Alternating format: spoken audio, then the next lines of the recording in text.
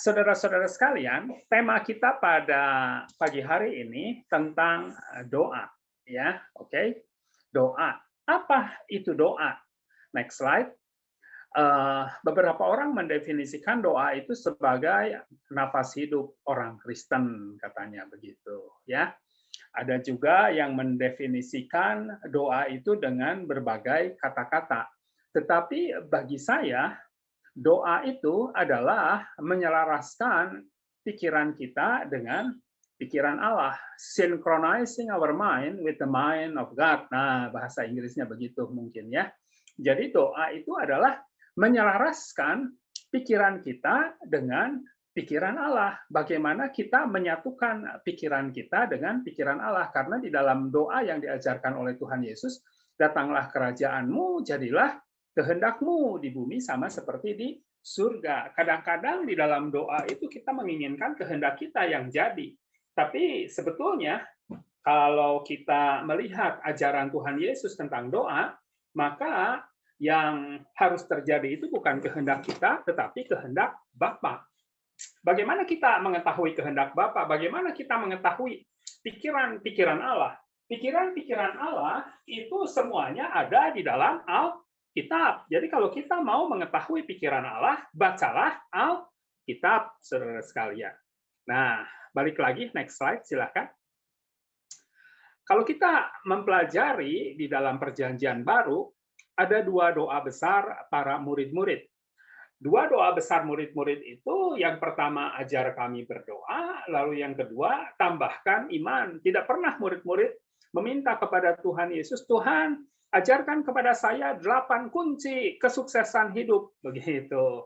Ajarkan kepada kami 3 langkah untuk membangun gereja yang besar.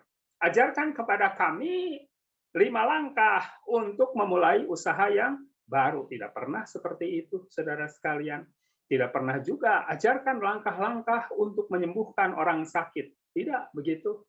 Dua doa besar murid-murid adalah yang pertama, ajar kami berdoa, itu ditemukan di dalam Lukas 11 ayat 1, dan tambahkan iman di dalam Lukas 17 ayat yang ke-5.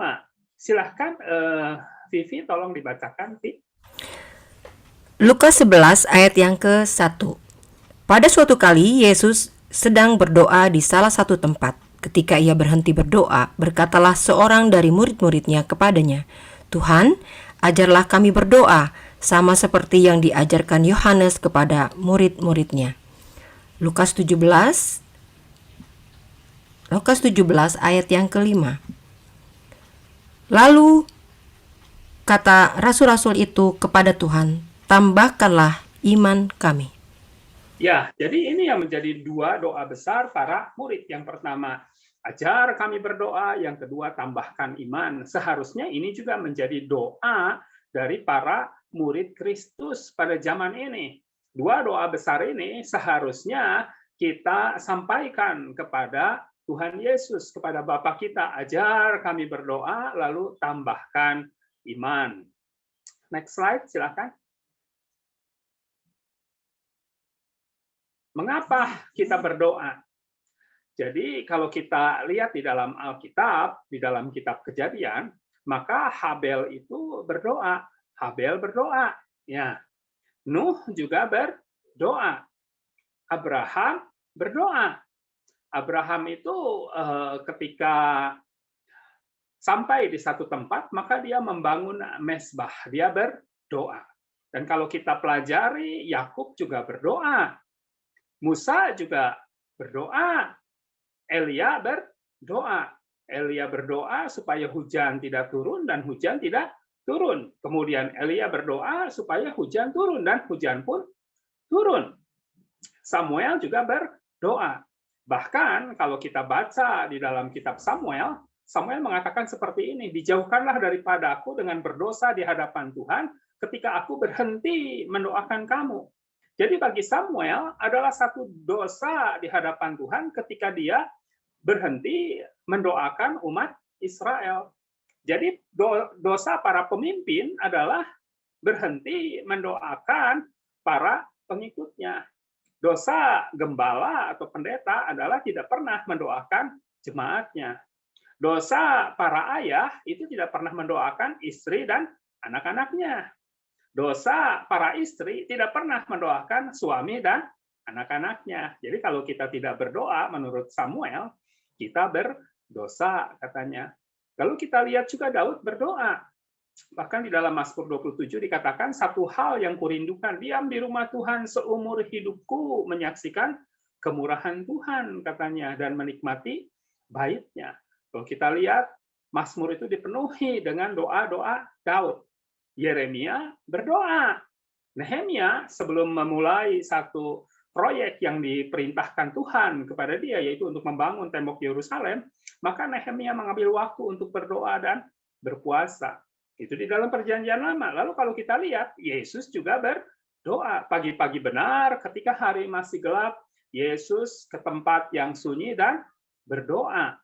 Yesus memulai pelayanannya dengan doa, menjalani pelayanannya dengan doa, bahkan mengakhiri pelayanannya sebelum disalibkan, dia berdoa di Taman Getsemani.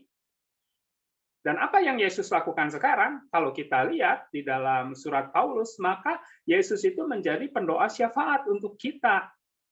Apa yang dikerjakan Yesus di sorga sekarang? Berdoa untuk kita, berdoa untuk saya, berdoa untuk Vivi, berdoa untuk teman-teman yang lain yang hadir pada Bible study saat ini.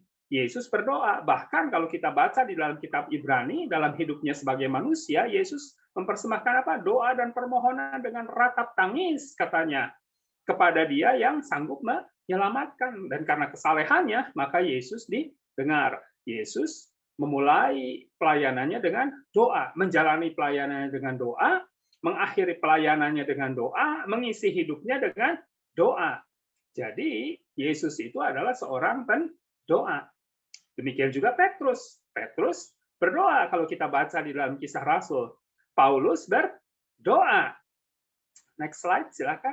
Nah, lalu bagaimana dengan bapak-bapak gereja? Polikarpus itu murid Yohanes, itu berdoa. Polikarpus mati sebagai syahid ketika beliau berusia 84 tahun. Jadi ketika dia meninggal karena dibakar hidup-hidup, begitu kan? Ya, dia diberi kesempatan untuk menolak imannya. Tetapi dia katakan, bagaimana mungkin 84 tahun saya mengikut Tuhan Yesus dan dia tidak pernah berbuat jahat kepada saya.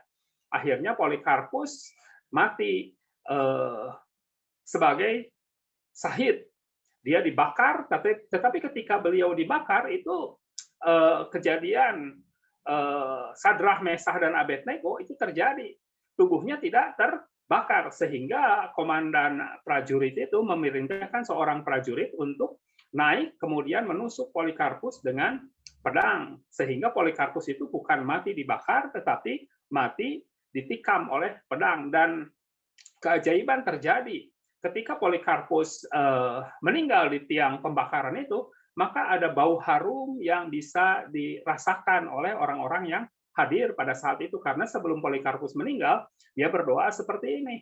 Ya Bapak, aku terimalah persembahan tubuhku sebagai persembahan yang hidup di hadapan Engkau, katanya. Itu sama dengan kata-kata Paulus. Jadi Polikarpus mempersembahkan tubuhnya sebagai korban bagi imannya. Dan bau harum itu tercium oleh semua orang yang hadir pada saat itu, dan itu menjadi kesaksian.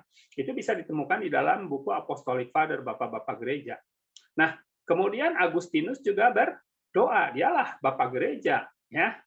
Lalu Martin Luther juga berdoa. Billy Graham mengisi hidupnya dengan doa. Mother Teresa berdoa. Pak Yohanes berdoa. Ibu Henny Christianus berdoa. Ibu Vivi berdoa. Jadi semua orang Kristen berdoa. Kalau saudara tidak berdoa, berarti keterlaluan tuh, begitu. Ya, oke. Next slide, silakan. Nah, manfaat doa. Mari kita baca di dalam Yesaya 40 ayat 31. Tolong Vivi dibaca mulai ayat yang ke-28 ya. Sampai Yesaya 40 ayat yang ke-28 sampai 31. Tidakkah kau tahu dan tidakkah kau dengar? Tuhan ialah Allah kekal yang menciptakan bumi dari ujung ke ujung. Ia tidak menjadi lelah dan tidak menjadi lesu, tidak terduga pengertiannya. Dia memberi kekuatan kepada yang lelah dan menambah semangat kepada yang tiada berdaya. Orang-orang muda menjadi lelah dan lesu, dan teruna-teruna jatuh tersandung. Tetapi orang-orang yang menanti-nantikan Tuhan mendapat kekuatan baru. Mereka seumpama Raja Wali yang naik terbang dengan kekuatan sayapnya. Mereka berlari dan tidak menjadi lesu. Mereka berjalan dan tidak menjadi lelah. Oke, terima kasih Vivi. Tadi di dalam ayat 28 dikatakan, tidakkah kau tahu dan tidakkah kau dengar, Tuhan ialah Allah kekal yang menciptakan bumi dari ujung ke ujung, begitu. Ya, dan Tuhan itu merupakan sumber kekuatan kalau kita baca ayat-ayat selanjutnya. Nah, lalu dikatakan orang-orang yang menanti-nantikan Tuhan itu mendapatkan kekuatan baru. Di dalam terjemahan bahasa Inggris itu dikatakan wait upon the Lord atau hope for the Lord. Nah, dari kata wait upon the Lord dan hope for the Lord itu kita bisa melihat bahasa Ibrani-nya itu adalah kafah.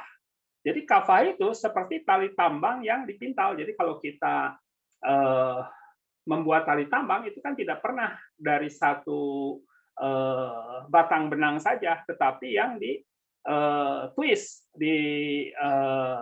dipintal begitu. Sama seperti orang membuat kepangan rambut, kan tidak mungkin dari satu gulungan rambut, minimal 3 gulungan rambut dikepang. Nah, orang-orang yang menanti-nantikan Tuhan, orang-orang yang hidup di dalam hadirat Tuhan itu seperti orang-orang yang sedang membuat tambang untuk kehidupannya. Semakin banyak benang yang dipintal, maka semakin tebal benang tersebut, begitu kan? Ya, ditwist begitu, ya. Jadi akhirnya semakin kuat benang itu. Nah, ketika kita berdoa, maka kita sedang memadukan kekuatan kita dengan kekuatan Tuhan. Kita mengumpulkan kekuatan Tuhan, lalu menenunnya atau mentwistnya, memadukannya dengan kehidupan kita. Jadi orang-orang yang menanti-nantikan Tuhan itu pasti mendapatkan kekuatan Tuhan. Orang yang berdoa itu pasti akan mendapatkan kekuatan Tuhan. Di sini dikatakan orang-orang muda terjatuh, teruna-teruna menjadi orang-orang muda menjadi lelah dan lesu, teruna-teruna menjadi tersandung. Saudara-saudara sekalian, kehidupan kita ini kadang-kadang melelahkan, ya.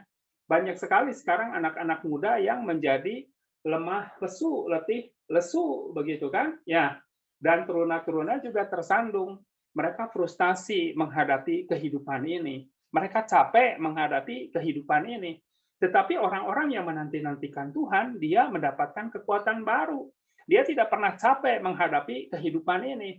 Makanya orang-orang yang menanti-nantikan Tuhan itu mendapatkan kekuatan dari Tuhan. Dan ini paralel di dalam Mazmur dikatakan bahwa mereka berjalan makin lama, makin kuat, hendak menghadap Tuhan di Sion. Jadi bagi orang-orang yang hidup di dalam doa, memiliki persekutuan yang erat dengan Tuhan, maka kehidupannya itu makin tahun makin kuat. Kehidupan kekristenan tahun ini seharusnya lebih kuat dari tahun lalu. Tahun 2023 lebih kuat dari tahun 2002.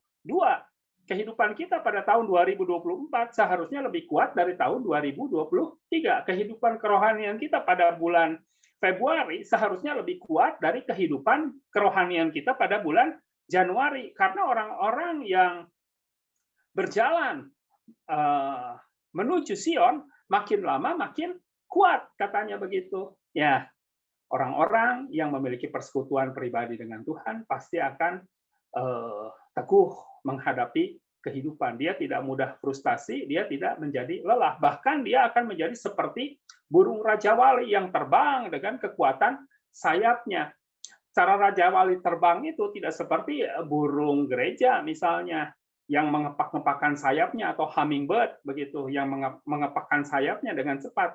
Tetapi burung Raja Wali itu dia hanya membentangkan sayapnya menunggu angin, dan dia menunggangi angin itu. Nah, demikian juga dengan kehidupan kekristenan. Seharusnya kehidupan kekristenan itu tidak ditimpa oleh masalah. Ketika angin datang, seharusnya orang-orang Kristen bisa menunggangi angin tersebut naik semakin tinggi. Jadi bagi anak-anak Tuhan, bagi orang-orang Kristen, ketika ada badai kehidupan, ketika angin kehidupan menerpa, itu adalah promosi untuk mereka. Mereka akan semakin naik tinggi dengan kekuatan sayapnya. Next slide. Nah, mari kita lihat perkataan para hamba-hamba Tuhan tadi. Ya, Martin Luther mengatakan, saya memiliki begitu banyak pekerjaan sehingga saya harus menghabiskan 3 jam pertama untuk berdoa. Jadi karena begitu banyak pekerjaan yang harus dilakukan oleh Martin Luther, maka Martin Luther harus menghabiskan 3 jam pertama untuk berdoa. Kadangkala kalau saya nanya ke jemaat, kenapa kamu tidak berdoa?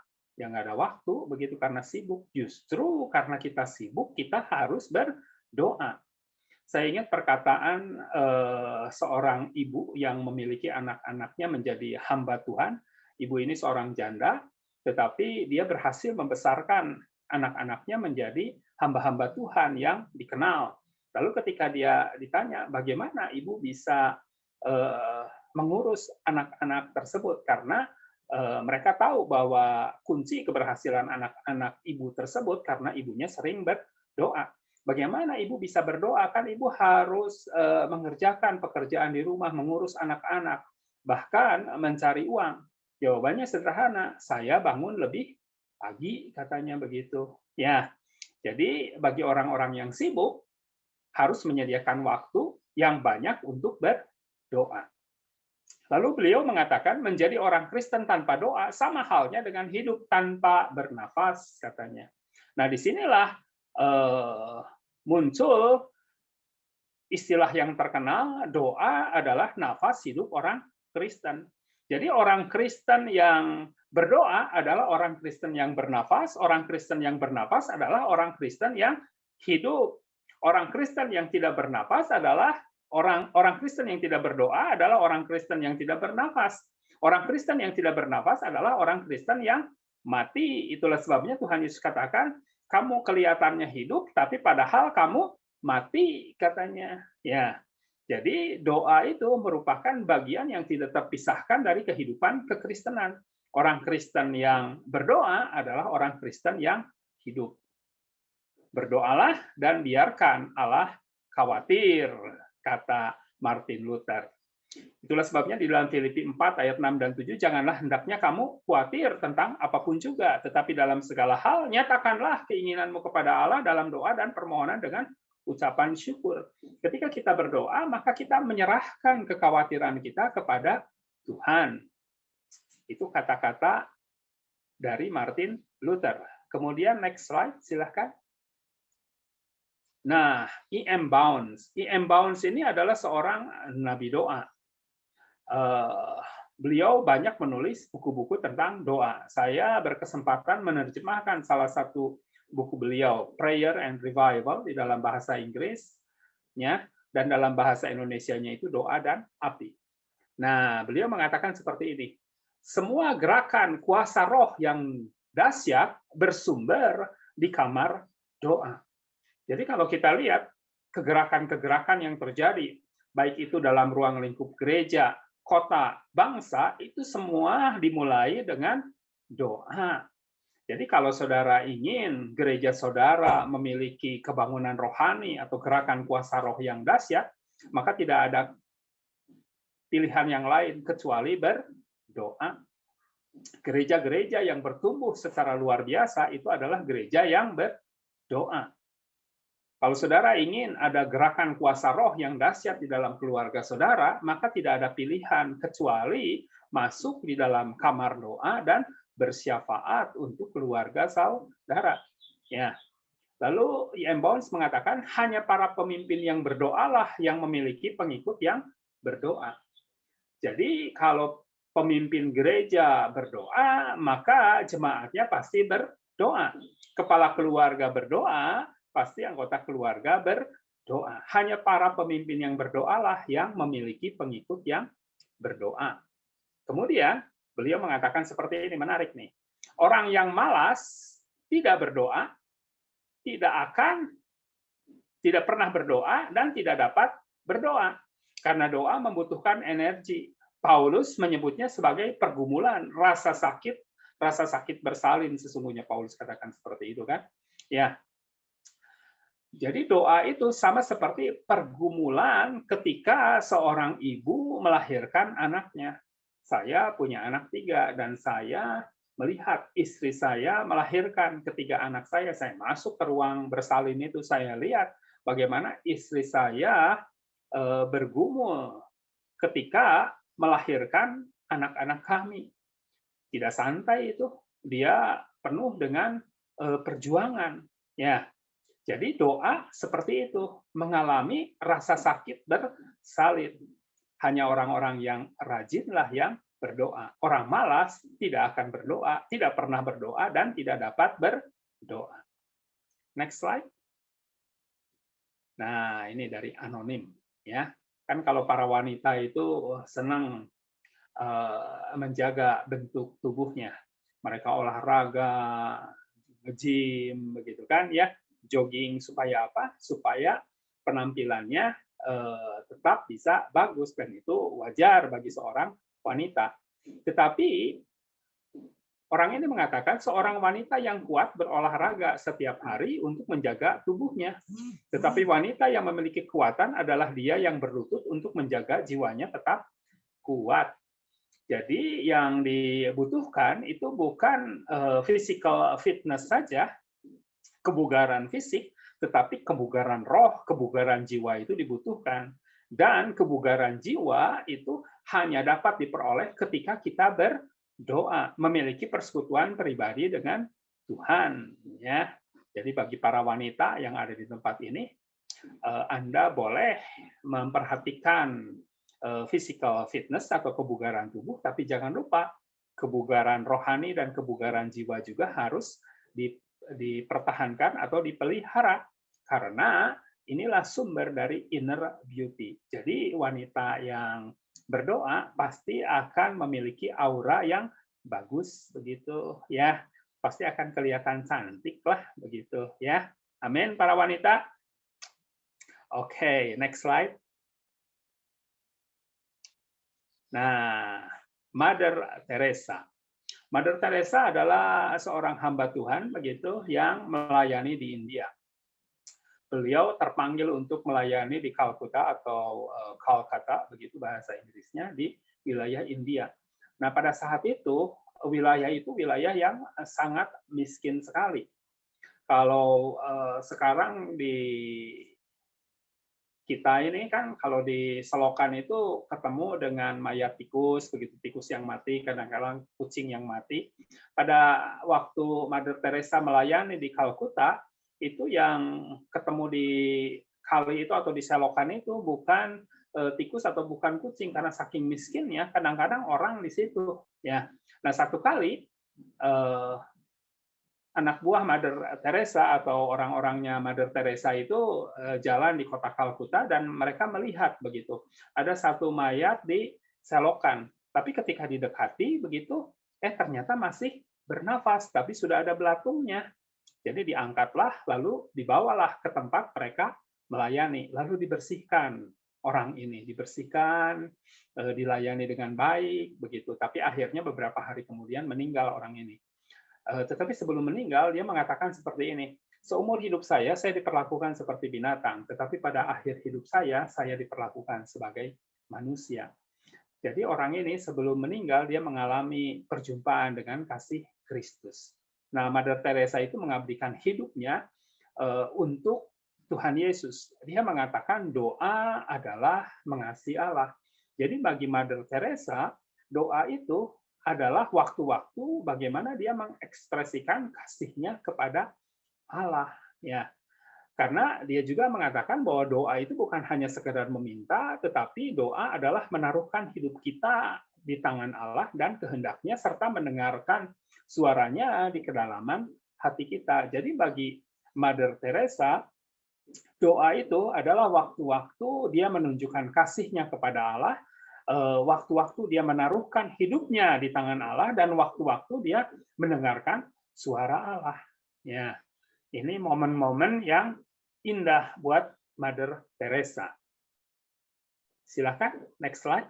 Nah, Andrew Murray, seorang hamba Tuhan dari Afrika, dia mengatakan begini, doa bukanlah monolog, tapi dialog. Suara Allah adalah bagian yang terpenting. Mendengarkan suara Allah adalah rahasia jaminan bahwa dia akan mendengarkan suara saya. Bagi Andrew Murray, doa itu bukan hanya dialog, ngomong saja kepada Tuhan, mencurahkan isi hati kita kepada Tuhan. Memang di dalam doa itu ada pujian, ada penyembahan, ada ucapan syukur. Tetapi kadangkala kita hanya mengungkapkan keinginan hati kita kepada Tuhan. Ada pujian, ada penyembahan, lalu kita minta kepada Tuhan berbagai permintaan, setelah itu amin saja. Padahal bukan seperti itu doa itu. Doa itu adalah dialog. Saudara-saudara sekalian, kita itu punya satu mulut dan dua telinga. Artinya kita harus lebih banyak mendengar daripada kita bicara. Ketika kita masuk dalam hadirat Tuhan, maka sebaiknya kita menyediakan telinga kita untuk mendengar sama seperti seorang murid. Nah, bagaimana kita bisa mendengar suara Tuhan? Suara Tuhan itu bukan hanya bisa kita dengarkan lewat telinga kita atau lewat hati kita, bisa juga audible, bisa kedengaran, tetapi banyak kali Tuhan bicara itu lewat kebenaran firman Tuhan, Alkitab. Jadi kalau ada orang bertanya kepada saya punya waktu 10 menit untuk berdoa, apa yang harus saya lakukan? Maka akan saya katakan 7 menit itu dihabiskan untuk membaca Alkitab. Ketika saudara membaca Alkitab, maka saudara sedang mendengarkan suara Allah. Saudara sekalian, pada mulanya adalah firman, kan Alkitab mengatakan seperti itu, dan firman itu bersama-sama dengan Allah, dan firman itu adalah Allah sendiri. Barang siapa membaca Alkitab, dia mengalami perjumpaan pribadi dengan Allah sendiri. Dia sedang mendengarkan suara Allah sendiri. Jadi doa itu bukan hanya kita meminta kepada Tuhan, tetapi kita juga mendengar suara Allah. Ya. Dan itu adalah jaminan bahwa dia akan mendengarkan suara saya. Kenapa? Karena kalau kita membaca Alkitab, maka kita bisa mengerti pikiran Allah sehingga kita bisa berdoa sesuai dengan kehendak Allah yang ada di dalam firman Tuhan. Dan pasti doa yang seperti ini adalah doa yang dijawab karena kita berdoa bukan sesuai dengan kehendak kita, tetapi berdoa sesuai dengan kehendak Allah. Ya, firman Tuhan lewat kuasa Roh Kudus, Alkitab bisa berbicara secara pribadi kepada kita. Karena bagi kita, Allah yang kita kenal adalah Bapa kita. Bapa yang memiliki hubungan personal atau pribadi dengan kita. Dia pasti berbicara kepada kita. Dan kita harus menyediakan waktu untuk kita mendengarkan suaranya lewat pembacaan Alkitab. Tuhan bisa berbicara berbagai macam cara. Sekali lagi, tetapi Tuhan banyak berbicara lewat Alkitab, kebenaran firman Tuhan. Next slide. Nah, Dan Hayes mengatakan seperti ini. Yang kuketahui adalah bahwa ketika aku berdoa, maka kebetulan-kebetulan terjadi. Dan ketika aku tidak berdoa, kebetulan-kebetulan itu tidak terjadi.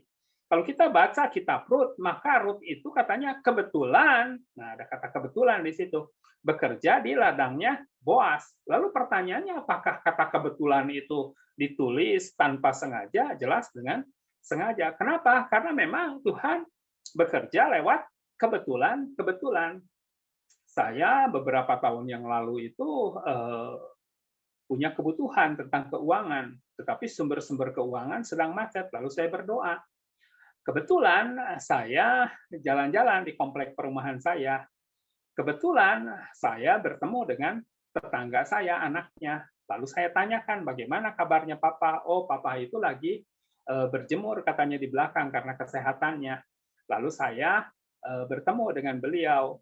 Kebetulan beliau itu punya masalah dengan sertifikatnya yang belum beres. Kebetulan saya punya kemampuan dan koneksi untuk membereskan sertifikatnya. Ya, jadi akhirnya dia meminta bantuan saya untuk membereskan sertifikatnya, dan sertifikatnya beres, dan saya mendapatkan bayaran dari pengurusan sertifikat itu. Nah, Tuhan bekerja lewat kebetulan-kebetulan yang terjadi. Jadi kalau saudara ingin menemukan kebetulan-kebetulan di dalam kehidupan saudara, maka saudara harus berdoa. Karena Dan Hayes mengatakan, ketika aku tidak berdoa, kebetulan-kebetulan itu tidak terjadi, katanya. Ya, oke. Nah, Agustinus mengatakan seperti ini. Doa adalah kunci yang membuka surga. Perkenanan yang kita minta turun atas kita tepat doa naik kepada Allah. Jadi bagi Agustinus, doa itu kunci yang membuka surga, katanya begitu. Ya, karena di surga itu kan ada sumber segala sesuatu. Sumber jawaban, sumber kesehatan, sumber sukacita, sumber kemenangan. Doalah yang membuka kunci pintu surga itu. Lalu beliau mengatakan doa yang sempurna adalah kasih. Nah, kalau orang mengasihi, tentu ingin cepat ketemu dengan orang yang dikasihi. Saya ketika muda punya pacar, ingin ketemu dengan pacar saya. Kenapa? Karena memang dia ada di hati saya. Nah, ketika saya menjadi seorang ayah, maka saya mengasihi anak-anak saya. Anak saya pergi sekolah, nggak pulang-pulang. Aduh, sehari juga saya kangen, saudara, begitu dengan anak-anak saya. Kenapa? Karena saya mengasihi anak-anak saya. Jadi, dasar dari doa adalah kasih kita kepada Allah, kerinduan kita untuk berjumpa dengan Allah. Dan Allah juga sebagai Bapa kita ingin berjumpa dengan anak-anaknya. Jadi bagi Agustinus, doa yang sempurna itu adalah kasih, katanya. Next slide. Billy Graham mengatakan seperti ini. Doa bukan hanya sekedar tindakan, tapi sikap hidup. Nah, lifestyle. Jadi bagi orang Kristen, doa itu seharusnya menjadi lifestyle, gaya hidup. Jangan lewatkan satu hari tanpa doa. Ya, kita harus memulai kehidupan kita dengan doa, menjalani kehidupan kita hari ini dengan doa, dan mengakhiri hari dengan doa. Jadi doa itu harus menjadi sikap hidup. Anda tidak mungkin berdoa untuk seseorang dan membencinya pada waktu yang bersamaan. Jadi kalau ketika kita mengalami masalah dalam hubungan kita, maka kita harus berdoa untuk orang tersebut. Kenapa? Karena kalau kita berdoa, kita tidak mungkinlah membenci dan mengasihi dalam waktu yang bersamaan. Ya, ketika kita timbul ketidaksukaan atau kebencian kepada seseorang karena kita disakiti, dan itu satu hal yang wajar sebagai manusia, maka firman Tuhan mengatakan kan kita harus mengampuni, kita harus mendoakan musuh kita. Dan ketika kita mendoakan, maka kita tidak mungkin membenci dan mengasihi orang tersebut pada waktu yang bersamaan, begitu. Ya, pasti kita akan mengasihi orang tersebut. Next slide. Nah, Edwin Harvey mengatakan, satu hari tanpa doa adalah satu hari tanpa berkat. Dan kehidupan tanpa doa adalah kehidupan tanpa kuasa. Ini kan paralel di dalam Mazmur 1. Orang yang merenungkan firman Tuhan siang dan malam, ya seperti pohon yang ditanam di tepi aliran air yang menghasilkan buahnya pada musimnya, dan yang tidak layu daunnya. Apa saja yang diperbuatnya berhasil. Jadi kalau kita baca di dalam Mazmur 1, itu kan dikontraskan antara orang benar dan orang fasik. Dan kita bisa menarik kesimpulan berdasarkan Mazmur 1 itu, orang fasik itu orang yang hidup jauh dari Tuhan. Sementara orang benar adalah orang yang hidup dekat dengan Tuhan. Jadi pertanyaannya sekarang, apakah orang Kristen bisa menjadi orang fasik? Bisa, kalau dia agamanya Kristen, di KTP-nya Kristen, ke gereja seminggu sekali, tetapi melalui hari-harinya tanpa persekutuan dengan Tuhan, menjauh dari Tuhan, tidak memiliki persekutuan pribadi dengan Tuhan, nah itulah orang fasik, begitu. Tetapi kalau orang benar, dia hidup di dalam hadirat Tuhan setiap hari. Dia merenungkan firman Tuhan itu siang dan malam. Jadi ketika kita berdoa pagi-pagi, kita memuji Tuhan, kita menyembah Tuhan, kemudian kita merenungkan firman Tuhan, dan biarkan firman Tuhan itu menjadi renungan kita sepanjang hari itu, maka kita akan berhasil di dalam kehidupan kita. Kehidupan kita akan penuh berkat. Satu hari tanpa doa adalah satu hari tanpa berkat, dan kehidupan tanpa doa adalah kehidupan tanpa kuasa, powerless life.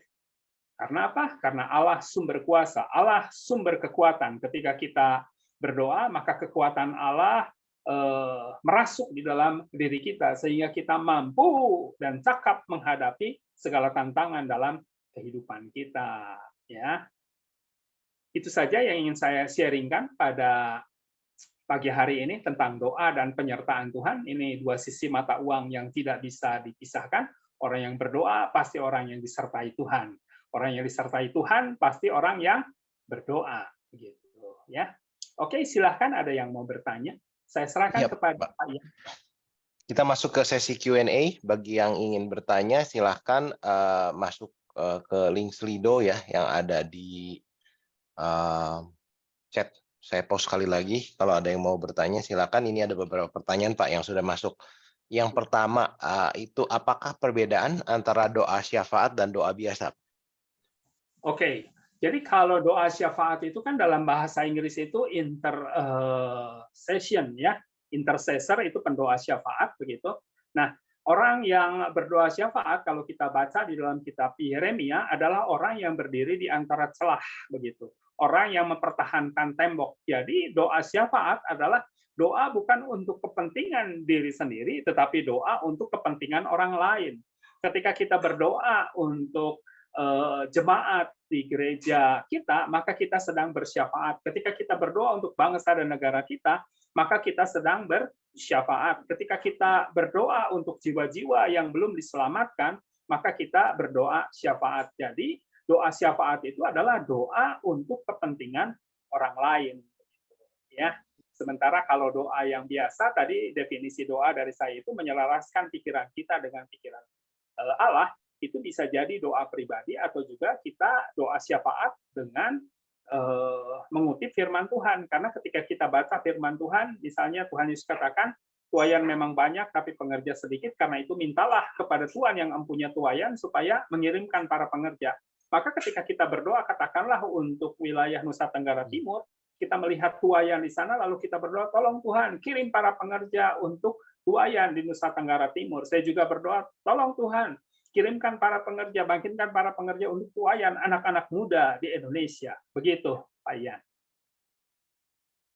Oke, nah berarti dalam sebuah doa Pak, kita nggak harus melulu mendoakan masalah kita atau doa pribadi, tapi juga harus ingat doa syafaat untuk bangsa dan negara dan orang lain ya Pak? Betul. Jadi ada orang pepatah, kata-kata dalam bahasa Inggris mengatakan begini, a person who think much of himself never thinks much of God, katanya.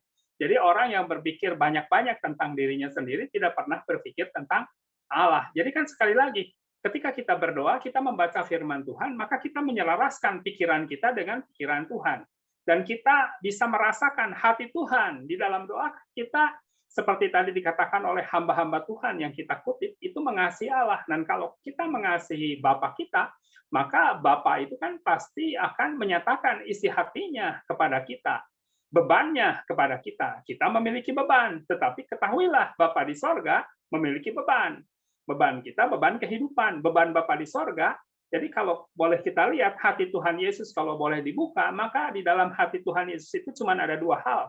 Yang pertama, tubuh Kristus atau gerejanya. Yang kedua, jiwa-jiwa. Nah, itulah yang seharusnya menjadi beban kita. Makanya Tuhan Yesus katakan, marilah kepadaku yang letih lesu dan berbeban berat. Aku akan memberikan kelegaan. Kita menyerahkan beban kita kepada Tuhan. Tapi ayat selanjutnya, pikulah kuk yang kupasang, katanya, dan belajarlah kepadaku. Jadi kita berbagi beban dengan Tuhan Yesus.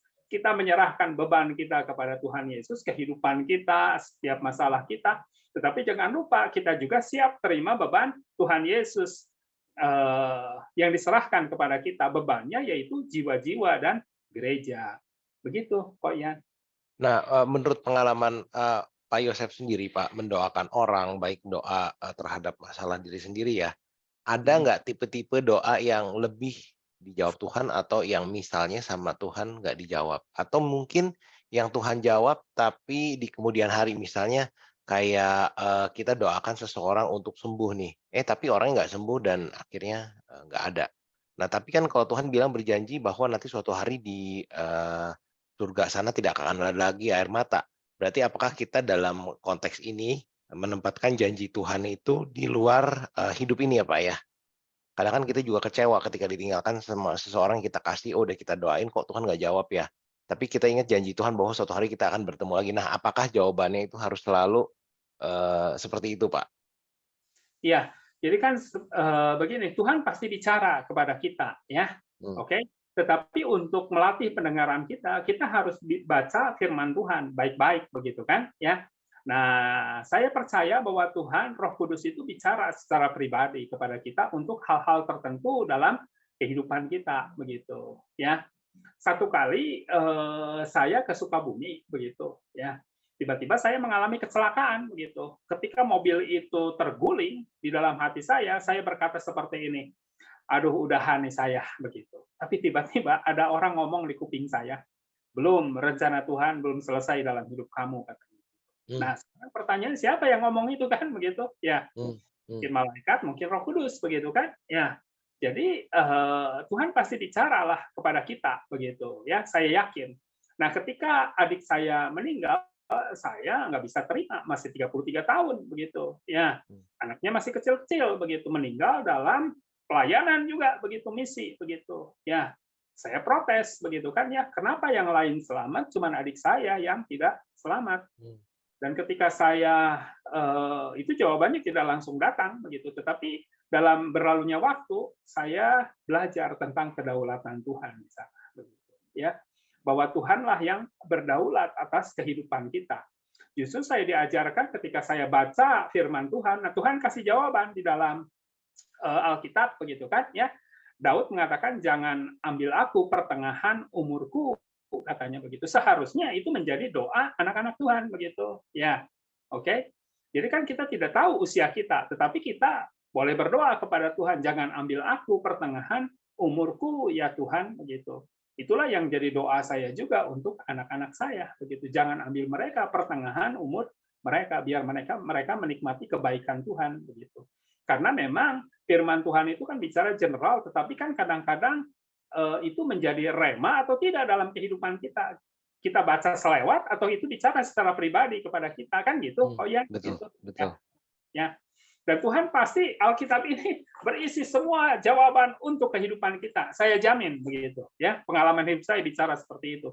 Jadi apapun pertanyaan kita pasti akan ditemukan di dalam Alkitab begitu. Tuhan bisa bicara lewat mimpi, lewat hamba Tuhan yang lain begitu kan ya. Tapi seringkali Tuhan bicara lewat kebenaran firman Tuhan. Begitu kok Ian. Ya. Pertanyaan berikutnya Pak, apakah ketika kita ingin doa kita dikabulkan Tuhan, maka kita hidupnya itu harus benar dulu Pak? Apakah Tuhan menjawab doa orang yang hidupnya nggak benar? Mungkin pertanyaannya seperti itu. Atau mungkin apakah ketika kita berdoa ingin supaya dijawab, kita hidupnya juga harus bertobat dan benar dulu? Ya, Alkitab jelas mengatakan yang menjadi penghalang itu adalah dosa kita kan gitu. Oh Ian, begitu kan ya. Ya. Jadi kita harus masuk dalam hadirat Tuhan itu meminta penyucian dong, begitu kan ya. Meminta pengampunan. Kita ketika kita mengaku dosa kita, maka Tuhan setia dan adil kan. Tuhan pasti akan mengampuni. Anugerahnya berlaku bagi kita sekalian lewat kuasa darah Yesus ya. Makanya doa itu kan sebetulnya ada level-levelnya kok Ian, begitu. Ya, saya menyebutkannya 3 level doa begitu. Minta, cari, dan ketuk begitu kan. Ya, mintalah. Ketika orang meminta, maka dia menemukan tangan Tuhan, tangan pertolongan Tuhan begitu. Firman Tuhan katakan minta, maka kamu akan menerima. Ketika kita meminta, pasti kita akan menerima. Bapa yang baik itu pasti akan memberikan yang terbaik dong untuk anak-anaknya begitu kan. Ya. Jadi kita pasti akan menerima. Tapi level kedua itu cari, katanya begitu ya. Nah, cari itu kalau kita baca di dalam Alkitab, kan Alkitab menerjemahkan Alkitab. Maka Daud mengatakan, carilah wajahku, maka wajahmu kucari. Nah, doa yang tingkat berikutnya adalah mencari wajah Tuhan, menemukan wajah Tuhan. Dan kalau kita bicara wajah Tuhan, itu kan bicara perkenanan gitu. Jadi orang yang menemukan tangan Tuhan belum tentu menemukan wajah Tuhan. Tapi orang yang menemukan wajah Tuhan pasti dia akan menemukan tangan Tuhan gitu, ya. Lalu yang berikutnya, ketuk, maka pintu akan dibukakan. Nah, ini level berikutnya begitu ya, masuk di dalam rumah Tuhan. Urusan Tuhan menjadi urusan kita kan gitu ya. Oke. Inilah doa syafaat sesungguhnya begitu ya, pikiran Kristus, bisnis Kristus begitu menjadi bisnis kita begitu. Jadi yang ada di dalam pikiran kita adalah bagaimana menangani gereja-gereja tubuh Kristus, bagaimana menjangkau jiwa-jiwa kan itu begitu. Jadi doanya banyak-banyak di sana begitu. Jadi kalau orang sudah ada di level ketiga, dia nggak usah doa untuk meminta pertolongan tangan Tuhan. Kenapa? Karena tangan Tuhan pasti terbuka untuk dia begitu. Ya, oke. Ya. Oh, ya kalau dari level terakhir kita sudah di rencananya Tuhan dan di jalannya Tuhan ya, udah jadi timnya Tuhan lah istilahnya. Betul ya. Jadi sudah di rumahnya Tuhan begitu, sudah dewasa itu mah. Jadi bukan hanya pacaran saja, sudah jadi istri begitu ya. Karena milik suami ya milik istri kan gitu. Ya, milik istri ya milik istri kan gitu. Ya, Pak. Nah, ini pertanyaan berikutnya. Kenapa, Pak? Milik suami ya milik istri. Milik istri kan gitu. Amin. Ya, betul. Oke. Nah, ini mungkin menanya cara doa, Pak. Lebih cara doa bagaimana supaya bisa fokus, atau enggak misal ada beban pikiran, masalah hidup dan tekanan, kok rasanya doa itu rasanya nggak enak. Apakah doa itu berdasarkan feeling atau kita teruskan saja doa itu walaupun rasanya kosong dan nggak bisa fokus ya, terutama ketika beban hidup terlalu berat, atau banyak yang merasa juga kalau doa itu kok isinya kayak ngulang-ngulang kata-kata yang sama setiap hari. Nah, ada tips-tips nggak untuk berdoa? Mungkin kalau apakah beda doa dengan saat teduh, Pak? Karena kalau saya sih kan saat teduh dan doa hampir setiap ada kesempatan saya coba lakukan, saya curhat. Saya curhat ke Tuhan, saya ngomongin masalah saya untuk supaya tahu dan Tuhan pasti kasih solusi selalu. Puji Tuhan. Nah itulah. Jadi doa itu kan curahkan isi hatimu di hadapannya kan Mazmur katakan seperti itu begitu kan ya. Jadi doa itu mencurahkan isi hati kita di hadapan Tuhan. Jadi ketika tertekan ya ngomong aja, Tuhan saya lagi tertekan, saya sebel sama dia, begitu saya pusing ini saya stres begitu. Itu kan doa begitu. Ya, tolong Tuhan begitu kan? Ya. Tuhan saya sebel sama dia, nggak mau ketemu lagi sama dia begitu kan ya. Lalu pastikan Tuhan bicara nanti begitu ya. Pas buka Alkitab, ampunilah kami seperti kami mengampuni orang yang bersalah pada kami kan gitu ya. Tuhan pasti bicara begitu. Jadi sekali lagi doa itu komunikasi dua arah begitu ya. Curahkan isi hati kita kepada Tuhan begitu ya. Lagi sebel, lagi benci, lagi sukacita. Aduh Tuhan saya lagi happy baru naik gaji begitu kan. 10% semoga nanti naiknya 20% begitu. Jamah bos saya berkati tempat pekerjaan saya kan bisa seperti itu begitu ya. Kadang-kadang saya juga begini, saya kesal sama istri saya, aduh Tuhan, saya kesal sama istri saya mau ngomong gini. Tapi kan saya berpikir kalau saya ngomong gini, nanti istri saya bisa terima nggak begitu? Apa jadi lebih baik nggak begitu? Jadi saya cerita dulu sama Tuhan, Tuhan saya mau ngomong gini, sebel sama kamu begitu, kamu dulu pernah gini, begitu kan ya? Tapi tiba-tiba damai sejahtera Tuhan menguasai hati saya begitu, ya. Dan ketika saya mencurahkan isi hati saya, jadi gini, kalau orang curhat itu setengah permasalahannya sudah selesai. Jadi curhatnya jangan yang lain, curhat sama Tuhan begitu. Ya. Oke? Ya. Itu. Jadi doa itu sebetulnya kita doa itu bisa sebari jalan, sebari nyetir, tapi kita juga harus menyediakan waktu untuk berdoa. Kita berdoa sebari buka mata, kita berdoa sebari tutup mata. Kita berdoa sebari jalan, kita berdoa sebari berlutut dan sujud menyembah kepada Tuhan. Kan bisa begitu ya. Jadi memang harus disediakan waktu-waktu khusus untuk berdoa. Tapi kita bisa sebari nyetir, kita bisa berdoa begitu. Sebari jalan, sebari jogging, kadang-kala saya kan jogging, suka olahraga begitu, jalan daripada ngehayal kemana-mana, saya berdoa begitu, Koyan begitu, ya. Saya berdoa untuk keluarga saya berdoa untuk teman-teman di gereja. Jadi kan waktu itu tidak terasa, ya, berlalu cepat begitu di dalam doa. Begitu, Koyan. Betul, Pak. Jadi bisa multitasking ya, tidak harus selalu berlutut dan tutup mata. Akan jogging nggak mungkin tutup mata juga, Pak. Oke. Ya. Pertanyaan berikutlah, Shalom izin bertanya Pak, tadi disebutkan berdoalah sampai Allah khawatir dan dijelaskan di Filipi 4 ayat 6. Menurut saya itu tidak nyambung, lantas bagaimana kita baca Filipi 4 ayat 6. Ya, Janganlah hendaknya kamu khawatir tentang apapun juga, tetapi nyatakanlah dalam segala hal keinginanmu kepada Allah dan dalam doa dan permohonan dengan ucapan syukur. ya. Jadi di dalam Filipi kita tidak boleh khawatir begitu, ya. Ya khawatir itu kan sebetulnya manusiawi begitu, ya. Tetapi yang tidak boleh itu kan hidup di dalam kekhawatiran.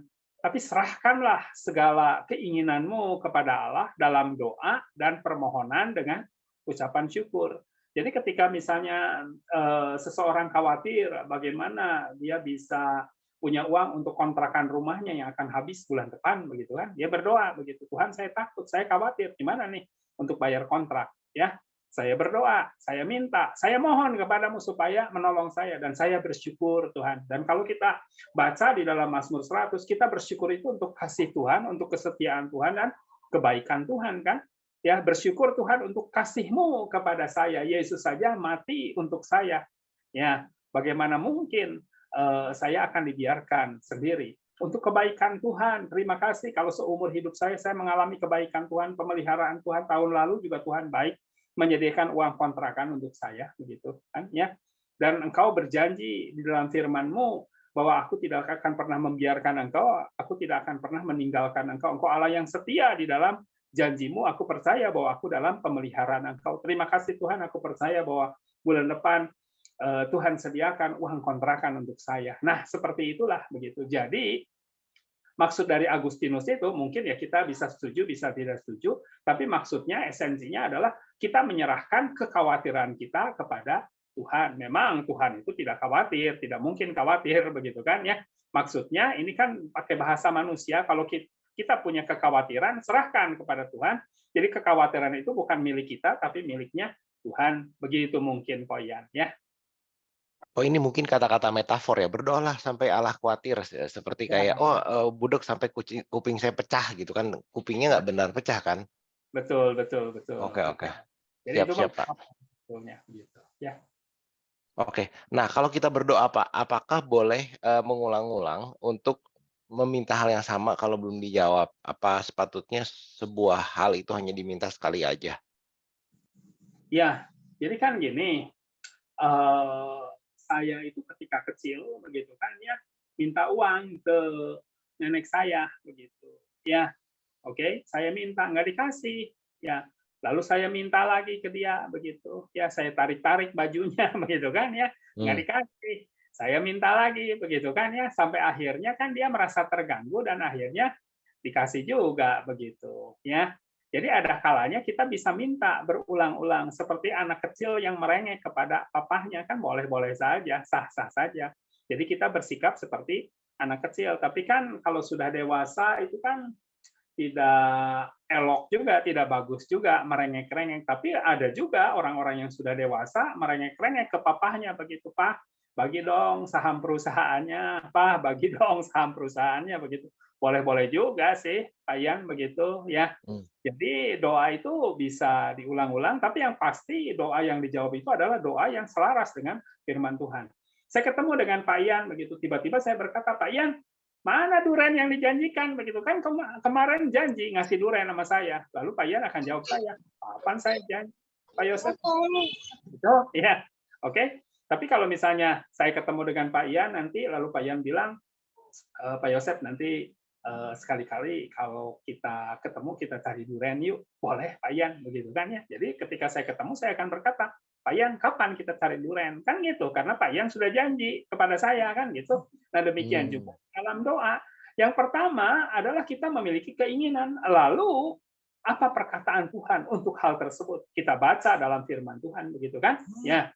Dan itu kita bisa berdiri di atas kebenaran firman Tuhan. Jadi salah satu doa itu adalah seperti sekretaris yang mengingatkan bosnya begitu ya, oke ya. Jadi mengingatkan Tuhan akan apa yang sudah Tuhan janjikan begitu ya. Concerning the work of my hand command ye me, katanya begitu ya. Mengenai anak-anakku perintahkanlah aku, firman Tuhan katakan seperti itu kan begitu ya, di dalam Yesaya kalau nggak salah, atau Mazmur, saya lupa itu. Nanti mesti dicari lagi ayatnya begitu. Ya, begitu, Koyan, begitu. Ya. Jadi doa yang dijawab sesuai firman Tuhan itu seperti puzzle yang masuk ke tempatnya, Pak ya, dan lubang tersebut adalah firman Tuhan yang sudah dijanjikan di Alkitab ya. Memang Betul. ini ya betul sekali Pak. Memang gini, saya kan awalnya dari Reform Pak. Saya nggak percaya dengan adanya mujizat, tapi Tuhan bilang bahwa jadikanlah bangsa muridmu, maka aku akan menyertaimu. Menyertaimu berarti roh Tuhan menyertai kita, dan saya punya pengalaman pribadi di mana ketika saya sedang melakukan penginjilan atau saya sedang melakukan hal yang berkaitan dengan menguatkan iman seseorang dan bukan iman saya itu lihat mujizat terjadi lewat doa saya, dan mujizat itu pun yang ada yang sembuh dari muntah darah, tiba-tiba mukanya jadi bersih, ada yang ada tumor-tumornya hilang, itu saya lihat sendiri. Jadi saya lihat memang ada kesamaan antara bukan karena kita pengen doa dan ada mujizat ya, tapi karena doanya selaras dengan firman Tuhan, maka firman Tuhannya itu menjadi nyata. Luar Betul. biasa sih, Pak. Contohnya Yosafat misalnya, ketika dia mendapat serangan dari Bani Amon dan Moab, tentara Yosafat itu 1 juta begitu. Tapi Amon Moab begitu itu ada 3 juta begitu. Gentar dong mereka begitu. Maka mereka memutuskan untuk doa puasa. Lalu datanglah firman Tuhan, kan gitu? Ya. Ketika ada firman Tuhan, mereka bertindak sesuai dengan firman Tuhan begitu, dan akhirnya kemenangan itu menjadi milik Yosafat.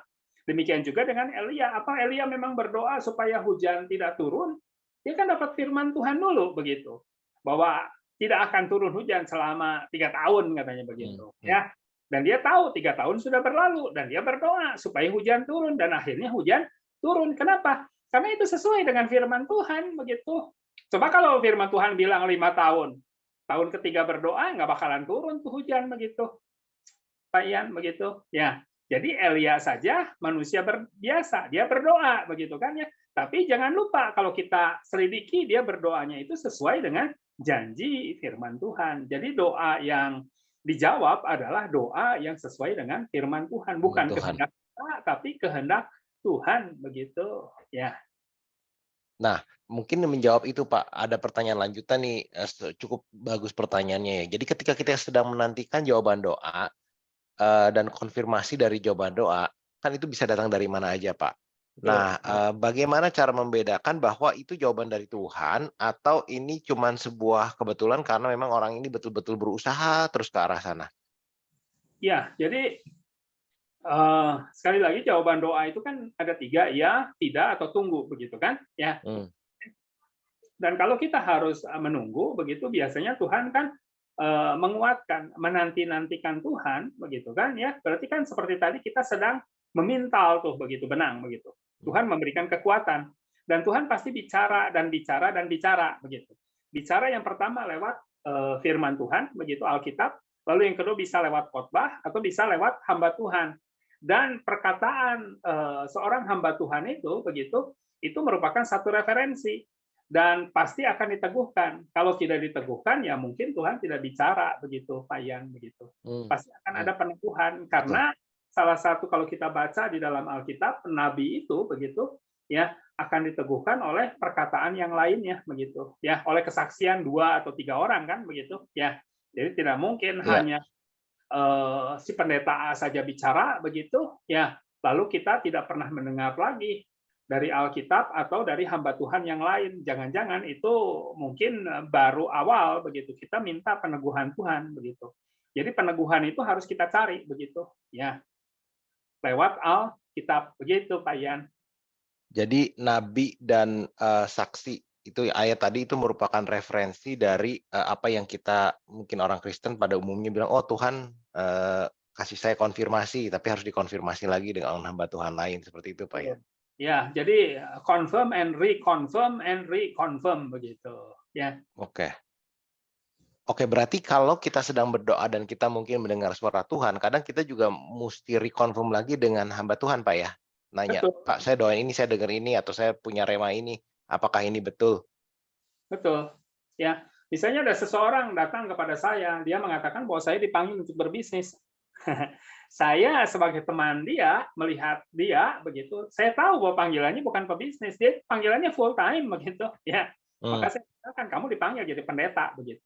Dia ketemu dengan orang lain juga bilang seperti itu. Ketemu lagi dengan orang lain bilang seperti itu. Nah, jangan-jangan itu suara Tuhan begitu. Pak Ian begitu kan ya. Makanya dia kudu baca Alkitab, apa yang dikatakan Alkitab secara pribadi kepada dia gitu. Ya. Nah, dalam hal seperti itu, Pak, berarti apakah Bapak gimana Bapak bisa yakin ketika Bapak ngasih saran ke dia, wah kamu nggak jadi bisnis tapi kamu jadi hamba Tuhan, itu Bapak ada konfirmasi dari Tuhan atau karena kan ini tentang hidup seseorang Pak, kita jawab gini aja gitu. Betul. Jadi kan saya bisa melihat kehidupan dia kan begitu, sejarah kehidupan dia semuanya begitu. Saya berdoa, jalan bareng dengan dia. Jadi saya tahu begitu, ini orang punya panggilan khusus begitu kan ya. Jadi begini, bagaimana kita bisa mengetahui kehendak Tuhan untuk kehidupan kita? Pertama itu lewat kesaksian firman Tuhan, ya, oke. Lalu yang kedua itu peneguhan dari hamba Tuhan, dan hamba Tuhannya itu harus dari pemimpin kita.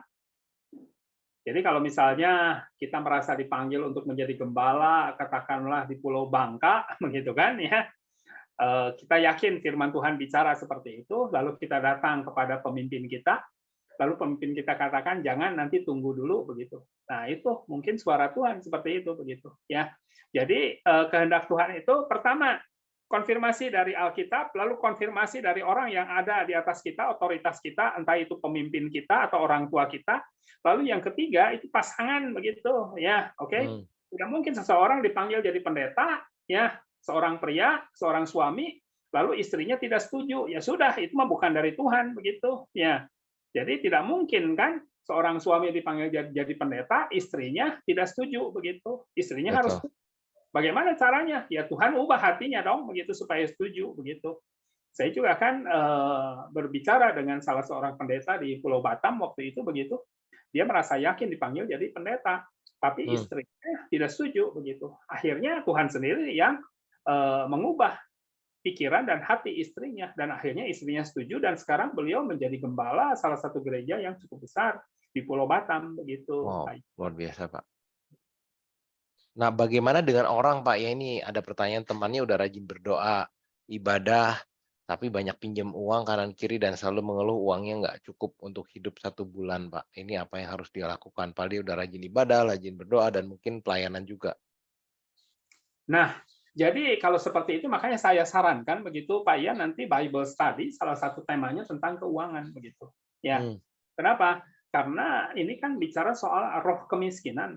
Salah satu ciri roh kemiskinan itu kan mentalitas ingin cepat kaya begitu, merasa tidak cukup karena orang mah selalu tidak cukup begitu, ya, oke. Makanya firman Tuhan katakan cukupkan katanya begitu, ya. Dan ini kan bicara masalah disiplin keuangan begitu, ya. Jadi ini memang nanti akan ada satu tema khusus saya sarankan begitu Pak Ian begitu tentang bagaimana mengelola keuangan begitu, ya. Karena ini kan berkaitan dengan kehidupan, karena disinilah banyak kegagalannya. Dan bahkan rumah tangga itu pecah atau bercerai itu salah satunya karena uang kan begitu. Betul. 3 hal, seks, komunikasi, dan uang begitu. Gereja pecah itu karena uang begitu. Ya. Nah, demikian juga begitu dalam kehidupan kekristenan, uang ini selalu menjadi masalah begitu Koyan begitu. Ya, oke. Makanya ini merupakan satu topik yang menarik yang bisa dipelajari lagi nanti begitu ya. Dan orang yang seperti ini ya memang harus disiplin pada akhirnya, belajar mencukupkan. Nah itu, karena firman Tuhan katakan belajar mencukupkan. Jadi kudu cukup dulu dong begitu ya. Kalau misalnya memang setiap bulan cuma diberi 2 juta begitu, cukupkanlah dengan 2 juta itu begitu ya. Oke. Nah, di sini saya lihat banyak pertanyaan, tapi yang terkait masalah pribadi ya. Jadi kalau untuk pribadi tentang kerinduan untuk bertemu seseorang atau ada doa itu nanti bisa di link yang tadi. Kalau nggak salah saya bisa ada link untuk counseling ya. Kita ada bisa meminta untuk didoakan juga oleh pekerja-pekerja di ICI. Nanti admin tolong posting juga form untuk doanya. Jadi itu kita bisa bantu untuk doa dan nanti dibantu oleh tim ICI ya. Nah ini Pak, ada pertanyaan juga yang bagus. Ini apakah kalau doa itu kita harus sampaikan sampai detail dan terperinci Pak? Kan ini personality seseorang ya. Ada yang orangnya introvert, terperinci, detail. Ada yang extrovert, doa secara general. Kalau Iya, kalau saya pribadi saya lebih senang detail, Pak, karena saya orangnya detail dan ternyata ketika, saya doa detail, waktu dijawabnya pas itu kita tahu itu dari Tuhan, karena saya mintanya detail. iya. Jadi begini, Koyan punya pegawai ya, lalu Mmm, disuruh, pergi kamu beli beras katanya. Oke, langsung dia mmm, pergi kan.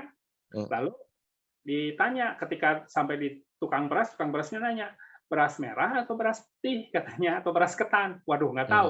Balik lagi ke Koyan. Pak, mmm, Pak, beras putih, beras ketan atau beras merah? Beras putih begitu kan ya. Oke, pergi lagi dia begitu. Beras putih katanya begitu kan. Nanti beras putihnya yang ini yang dari Cianjur begitu kan ya, yang atau yang dari impor atau yang dari lokal begitu kan ya. Oke. mmm, Waduh, tahu, balik lagi kan. Jadi kan seperti itu kan jadi capek begitu kan ya. Nah, dalam hubungan manusia juga kan seperti itu kan ya. Jadi kan harus jelas dong semuanya, Koyan begitu. Apalagi nanti kalau berdoa untuk jodoh kan begitu ya. betul. Pokoknya saya minta orang Kristen begitu kan ya, bagi para wanita yang masih jomblo minta orang Kristen begitu, hamba Tuhan. Oke, tiba-tiba datanglah begitu orang Kristen hamba Tuhan, tapi umurnya 67 tahun, tah gimana begitu. Ya. Betul. Jadi kan kudu detail begitu kan ya. Eh, Orang Kristen, usianya berapa, dari suku apa, pendidikannya apa, begitu. Jadi kan kita ada gambaran ketika ada pria yang seperti itu datang kepada wanita tersebut, begitu. Nah, jangan-jangan ini jawaban doa, begitu. Kenapa? Karena kriterianya masuk kan semuanya, begitu. Ya, jadi kadang-kala kita doa itu bisa detail, bisa tidak detail, begitu kan? Ya, butuh rumah, di mana? Ya di mana lah, pokoknya mah saya punya rumah begitu ya. Boleh-boleh saja. Nanti Tuhan kasih di mana kan Tuhan tahu yang terbaik untuk saya ya sudah begitu ya. Tapi kan akan lebih enak kalau kita berdoa itu kan visi itu kan harus jelas begitu Koyan begitu. Karena kalau kita Mmm, bicara doa itu kan bicara soal visi kan sebetulnya begitu. Ya. Makanya kan ketika Tuhan memanggil Abraham itu disuruh keluar dari tendanya. Kenapa? Karena kan kalau dia di tenda itu nggak bisa lihat apa-apa begitu, tapi ketika keluar dia lihat bintang, lalu Tuhan bicara, nah seperti itulah keturunanmu, katanya begitu. Itu kan bicara soal visi begitu, ya. mmm. Jadi salah satu ciri dari visi itu kan terinci begitu, ya. Nah sekarang kalau kita berdoa, kita mau terinci atau enggak begitu. Sebaiknya memang terincilah begitu, ya minta yang jelas kepada Tuhan begitu, ya. Begitu kok ya. Nah, ini berikutnya Pak, pertanyaan bagus. Bagaimana jika, doa-doa orang yang belum percaya, kepada Tuhan Yesus? Atau misalnya kita lihat mungkin kalau, orang yang pergi ke kuil, mereka juga kan berdoa Pak, dari hati sama. Nah, apakah Tuhan mendengar doa mereka ataukah sebenarnya doa mereka tuh dijawab tapi oleh kuasa lain? Ya, jadi kemungkinannya memang begini, kan firman Tuhan katakan bahwa orang yang rajin itu pasti akan mendapatkan upah. Berarti kan ada janji-janji yang general begitu kan ya, asal dilakukan syarat-syaratnya rajin, semuanya pasti akan diberkati dong hidupnya begitu kan ya. Jadi memang itu yang pertama bisa hukum alam atau yang kedua memang bisa kuasa gelap begitu yang memberikan jawaban. Tapi kalau Mmm, yang namanya kuasa gelap itu tidak pernah gratis kan begitu ya. Selalu ada aja begitu syarat-syaratnya begitu dan ada harga yang harus dibayar begitu. Tetapi kalau kita berdoa kepada Tuhan yang adalah Bapa kita kan itu tentu tidak akan ada masalah dalam kehidupan kita begitu. Itu salah satu ciri berkat Tuhan, tidak ada masalah. Nah, sekarang orang Kristen berdoa rajin tapi nggak mau bekerja, ya tetap aja begitu. Hidupnya tidak akan diberkati begitu. Ya. Kenapa? Karena memang dia tidak memenuhi hukum alamnya begitu atau hukum generalnya begitu ya, itu tetap harus rajin, harus eh, mengejar pendidikan misalnya begitu, menginvestasikan diri untuk hal-hal yang baik begitu kan ya, menabur di tempat yang baik tentu dia akan menuai begitu begitu kok iya ya. iya iya, karena ketika, Adam dan Hawa jatuh ke dalam dosa, Tuhan bilang, "Terkutuklah tanah di atasmu berdiri dan engkau harus bekerja." Ya Ya, kan setiap hari. Jadi itu memang udah syarat mutlak ya, Pak? ya. Dan memang ketika Tuhan Yesus mati di atas kayu salib kan kutuk itu sudah ditanggung oleh Tuhan Yesus di atas kayu salib. Jadi Mmm, berkat itu pasti tersedia begitu ya. Kita tinggal bekerja begitu Koyan begitu betul. ya. Pasti diberkati oleh Tuhan, tapi orang yang tidak bekerja ya tidak akan diberkati. Ya kalau orang pengen makan begitu ya harus dimasak dong berasnya begitu kan ya. Dibikin nasi goreng baru dia bisa menikmati. Nggak mungkin dong dia diam-diam aja terus nasi goreng datang, kan begitu Koyan ya. Ya. Nah, Pak, ini bagaimana dengan Matius 6 ayat 7? Lagi pula dalam doamu itu janganlah kamu bertele-tele seperti kebiasaan orang yang tidak mengenal Allah. Bertele-tele itu dalam arti apa? Mungkin ini penanyanya khawatir bahwa kadang doanya lama atau tadi seperti tadi Martin Luther King ya, doanya 3 jam gitu. Ya, Apakah jadi itu kan masuk dalam kategori doa 3 bertele-tele? jam itu kan Martin.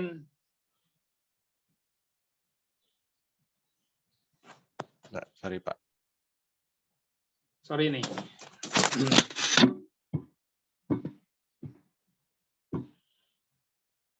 Oke, sorry ada masalah sedikit. Kita kedengar suara kita ya? Halo? Ya, Bisa dengar? siap. Jelas? Kedengaran, Pak. Kedengaran, Pak. Ya, sorry ada keputus sedikit. Jadi doa seperti itu adalah doa yang mereka menyangka dengan banyaknya kata-kata doanya dijawab, kan gitu sebetulnya ya. Jadi kan kalau kita lihat agama-agama tertentu itu kan mengulang-ulang doanya begitu kan? Ya, oke. Ya, mereka menyangka dengan mengulang-ulang doa seperti itu doanya akan dijawab. Jadi bukan dengan banyaknya kata-kata sebetulnya begitu ya. Kita boleh berkata-kata begitu kan ya kepada Tuhan, mengulang-ulang, tetapi mengulang-ulang itu harus dengan hati kan gitu ya. Bukan tanpa hati begitu ya, dengan menyangka kalau kita mengulang-ulang kata-kata kita Tuhan akan mendengar begitu ya. Sok ucapkan doa itu 100 kali pasti akan dijawab, kan seperti itu kadang-kala orang mengatakan seperti itu kan Koyan ya. Oke. Ya, jadi konsepnya yang salah begitu ya. Oke. Nah, ini ada pertanyaan tentang ayat ini, Pak. Apabila 2 orang meminta hal yang sama, doa mana yang akan Tuhan kabulkan? Ini pertanyaannya kalau meminta hal yang sama ya Tuhan bakal jawab yang tersebut kan karena memintanya hal yang sama. Ini mungkin ayatnya ketika 2 orang meminta hal yang sama dalam namaku, maka aku akan berada di antara mereka dan menjawab doanya itu, Pak ya.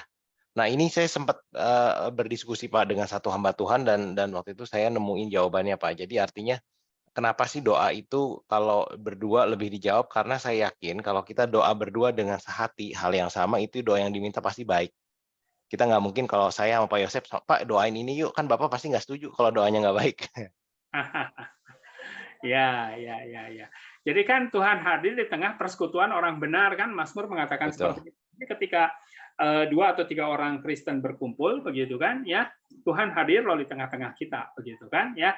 Dan kalau kita sepakat meminta apapun juga begitu kan ya, pasti permintaan kita akan dikabulkan. Jadi kan kesehatian sebetulnya. Ini kan paralel di dalam Mazmur 133 begitu kan ya. Kekeluargaan yang rukun. Jadi kalau orang duduk rukun begitu maka pengurapan Tuhan itu akan turun katanya begitu kan ya. Tuhan memerintahkan berkat-berkatnya. Makanya kalau suami istri rukun, keluarga rukun itu pasti diberkati oleh Tuhan begitu. Doanya pasti akan dijawab begitu Koyan. Ya. Iya, Pak. Nah, ini pertanyaan berikutnya, Pak. Nah, ini bagaimana dengan orang-orang, Pak, yang kadang untuk mencari jawaban doa itu, saya pernah ada teman, Pak, yang dia subscribe ke satu Instagram yang berisi ayat-ayat. Dan menurut dia tiap kali dia berdoa, nanti feed per hari itu sama dengan jawaban doa dia. Dan di sini penanya menanyakan bahwa kadang dia doa, kalau dia mau cari jawabannya, dia kayak lotre, Pak, buka Alkitab secara random, oh poin ayat ini jawaban doanya gitu. Nah, yang satu itu dia Instagram feed dan memang selalu ini awalnya saya nggak percaya Pak, tapi setelah berapa kali tuh udah 4-5 kali saya bilang kok ayatnya bisa sama ya sama pergumulan dia. Ya, jadi memang bisa seperti itu. Jadi kita tidak boleh menghalangi bagaimana Tuhan bekerja begitu. Tapi pembacaan Alkitab itu ya harus rutin sebetulnya begitu kan? Ya, harus rutin dan harus berurut sebetulnya begitu. Jadi kalau kita pelajari Amsal ya kita baca Amsal dan kuasai itu. Jadi ketika ada satu masalah dalam kehidupan kita, tantangan, tiba-tiba ayat itu kan muncul dalam kehidupan kita begitu, Koyan. Ya. Tapi bagi orang-orang yang memang belum mengisi database-nya dengan firman Tuhan, ya mungkin bisa dengan cara seperti itu begitu, ya. Nah ini Pak, Saya dibuat susah seseorang 2 tahun lebih. Dia bersenang-senang di atas penderitaan saya dan kadang saya dalam berdialog dalam hati curhat dan minta keadilan Tuhan. Pertama, apakah itu dosa? Dan mungkin saya di sini pengen mengangkat satu ayat juga, apa di Markus 11 ayat 25 yang berkaitan dengan doa dan pengampunan. Bila kamu berdoa, ampunilah orang yang bersalah kepadamu supaya Bapamu yang di surga mengampuni kesalahanmu. Jadi apakah ketika kita meminta keadilan sama Tuhan, dan kita ingin doa kita dijawab, kita pun harus mengampuni orang tersebut. Jadi pengampunan itu satu keniscayaan, begitu kan ya. Jadi kita harus mengampuni. Memang kita tidak mampu, Tuhan tidak tuntut kita mampu atau tidak mampu, tapi mau atau nggak mau, begitu kok ya, dalam memberikan pengampunan itu, begitu ya. Kenapa kita perlu memberikan pengampunan? Karena orang yang tidak mau mengampuni, begitu, itu sama seperti orang yang sedang memegang bara api, begitu ya. Tangannya akan hangus, begitu kan ya. Tidak ada pilihan kecuali melepaskan semuanya itu kan. Jadi orang yang mengampuni sesungguhnya dia itu mengasihi diri sendiri kan ya. Oke.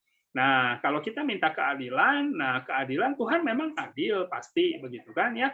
Cuman masalahnya apakah hati kita sudah mengampuni atau belum, begitu. Keadilan itu milik Tuhan, begitu. Jadi kita tidak dipanggil untuk menjudge, begitu, tapi kita dipanggil untuk mengasihi. Dan mengasihi itu kan pasti akan memberikan pengampunan, dan pengampunan itu bukan kekuatan kita tetapi kekuatan Roh Kudus di dalam hati kita. Jadi memberikan pengampunan itu satu keniscayaan, begitu. Itu menjadi salah satu syarat dasar dalam kehidupan anak-anak Tuhan ya.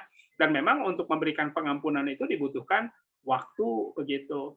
Nah, kalau kita baca referensi Alkitab, maka Mikal binti Saul itu kan di dalam kekecewaannya kepada Daud, mengutuki Daud kan, melecehkan Daud, begitu kan ya.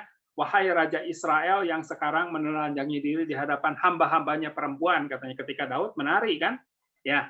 Nah, lalu ayat berikutnya kalau kita baca ayat Alkitab itu, dan Mikal binti Saul tidak melahirkan anak sampai pada masa matinya. Jadi bagi orang-orang yang memelihara sakit hati, dia akan mengalami kemandulan rohani, begitu Koyan ya. Oke. Dia tidak akan berbuah kehidupannya, dan Tuhan mau supaya kita berbuah, kita tidak mengalami kemandulan rohani. Jadi pengampunan itu satu keniscayaan, satu pilihan, bukan mampu atau tidak mampu, sekali lagi, tapi mau atau tidak mau. Ketika kita mau, maka Roh Kudus memberikan kemampuan itu kepada kita. Begitu. Ya. Luar biasa, Pak. Nah, kalau ini Pak, ada yang berdoa lalu dijawab, diberi mimpi oleh Tuhan. Ya berkaitan dengan ingin punya anak misalnya, dan ini mimpinya melahirkan. Nah, ini tuh mimpi atau janji dari Tuhan, dan bagaimana cara mengkonfirmasinya, Pak? Ya, jadi kan Tuhan pasti bicara itu kan ya, dengan berbagai cara, begitu. Mungkin bisa jadi mimpi. Jadi mimpi itu bisa dari Tuhan atau bisa angan-angan, begitu kan ya. Orang waktu itu pengen kawin, begitu sampai ngimpi kawin, katanya begitu kan ya. Dan dia ngobrol kepada pendeta yang orang Jawa. Nah, karena klinik kan orang Jawa, kalau orang mimpi kawin itu bahaya katanya. Jadi terjemahkan lain-lain, jadi aneh-aneh itu Koyan, begitu kan ya. Iya. Begini, mimpi itu bisa berasal dari Tuhan atau bisa berasal dari diri sendiri. Tapi kalau yang berasal dari Tuhan itu biasanya meninggalkan kesan yang mendalam. Dan biasanya selalu ada konfirmasi. Jadi sekali lagi Tuhan bicara itu pasti akan dikonfirmasi dan dikonfirmasi ulang dan dikonfirmasi ulang, begitu. Mimpi boleh, tapi apa yang dikatakan oleh Alkitab, begitu kan? Ya. Iya. Begitu Koyan. Boleh Pak. Ini kalau dari pertanyaan, sebenarnya yang baru-baru masuk pun ini mengulang. Jadi nanti mohon lihat rekaman ya, karena setiap Bible Study ini kita rekam, nanti Q&A-nya bisa diulang. Sekarang saya mau memberikan kesempatan, mungkin ada 2 pertanyaan masuk Pak di Japri.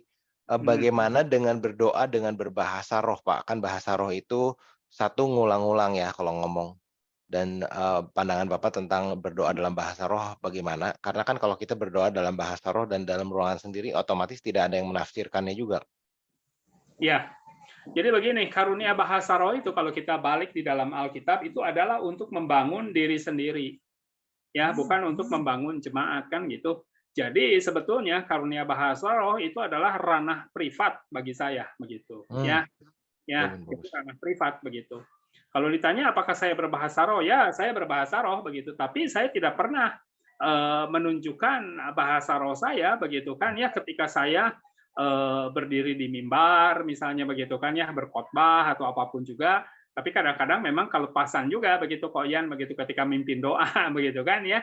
Tapi saya berusaha menguasai diri. Kenapa? Karena karunia nabi itu takluk kepada nabi kan gitu. Ya, firman Tuhan katakan seperti itu loh ya, karunia nabi takluk kepada nabi begitu. Jadi kita bisa mengendalikan karunia bahasa roh yang Tuhan berikan kepada kita. Dan kalau kita baca konteksnya, barang siapa memiliki karunia bahasa roh, sebaiknya dia juga berdoa begitu, supaya diberi karunia untuk menafsirkan bahasa roh itu. Itu saya lakukan, Koyan. Jadi saya ketika saya ada di dalam masalah tekanan, saya berdoa secara pribadi, saya berdoa dalam bahasa roh begitu. Dan saya kan orang bahasa, jadi tahu bahasa itu kan selalu terstruktur begitu kan, ya.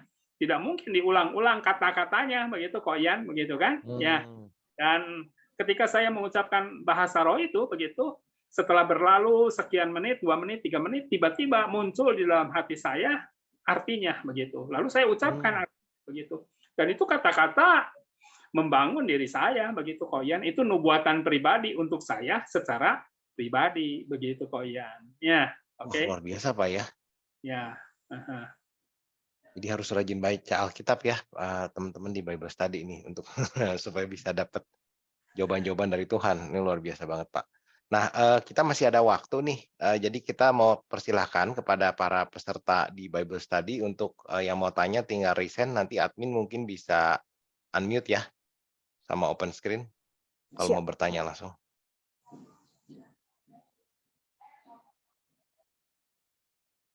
Coba saya baca, saya pilih. Ada yang mau bertanya nggak?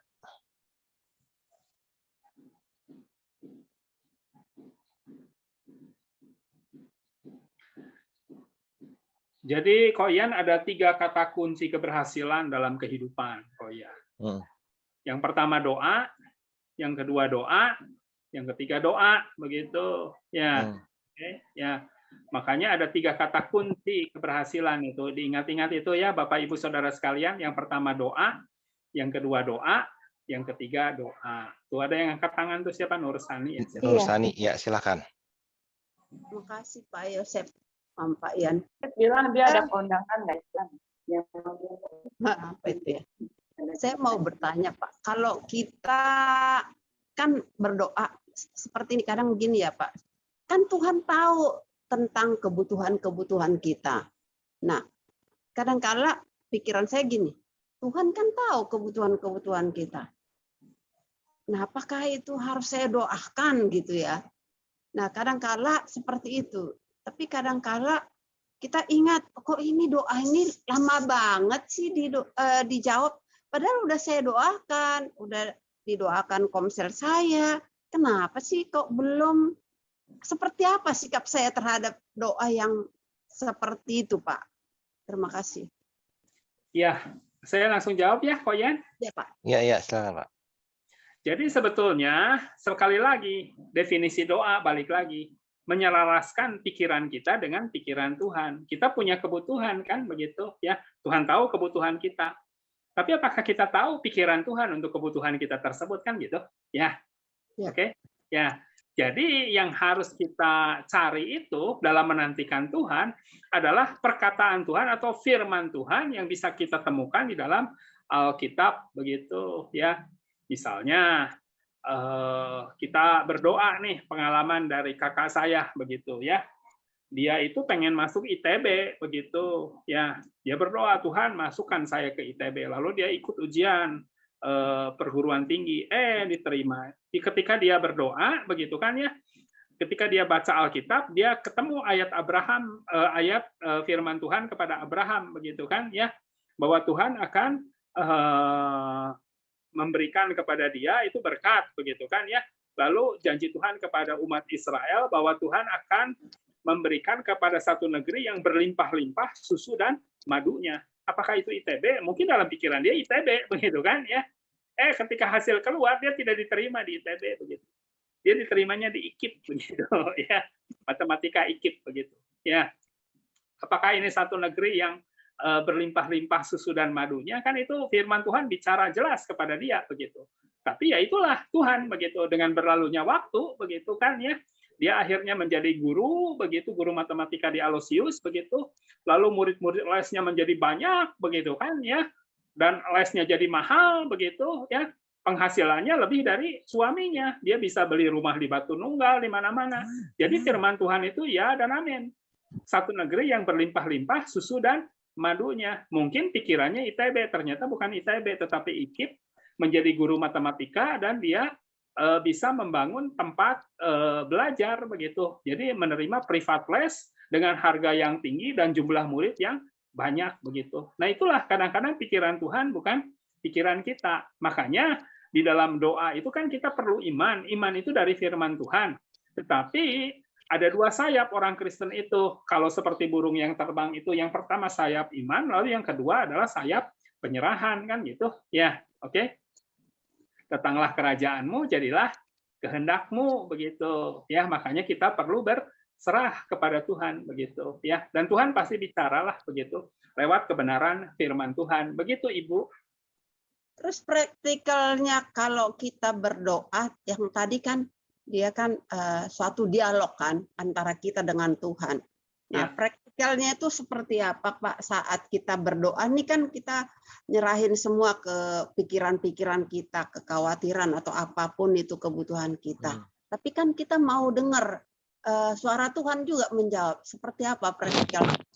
Ya, saya khawatir mengenai masa depan anak saya kan Bu. Saya cuma Tuhan, bagaimana Tuhan? Anak saya kan menghadapi jalan dengan saya begitu. Saya takut, saya khawatir begitu kan ya.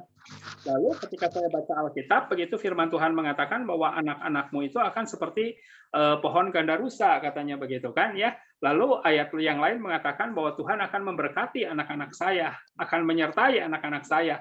Ya saya terima itu begitu. Jadi saya menyerahkan kekhawatiran saya kepada Tuhan dan Tuhan bicara lewat Alkitab. Makanya ketika kita menyerahkan kekhawatiran kita, ketakutan kita, permintaan kita, apa yang Alkitab katakan. Sekali lagi, Alkitab ini berisi semua jawaban untuk anak-anak Tuhan. Alkitab ini pasti bersifat privat untuk kita. Begitu Roh Kudus bisa menjadikannya sebagai janji pribadi untuk kita. Begitu, Bu Nursani. Jadi kita berdoa dulu apa baca Alkitabnya dulu gitu? Gimana Pak? Terserah, mau mana dulu Ibu. Baca Alkitab, doa, baca Alkitab, doa. Ulang-ulang aja itu terus Bu, begitu. Ya. Oh gitu ya Pak. Ya. Siap. Ya, terima kasih Bu Nursani. Yang berikutnya ya dari Yepro 28 ya. Gita, silakan mau bertanya.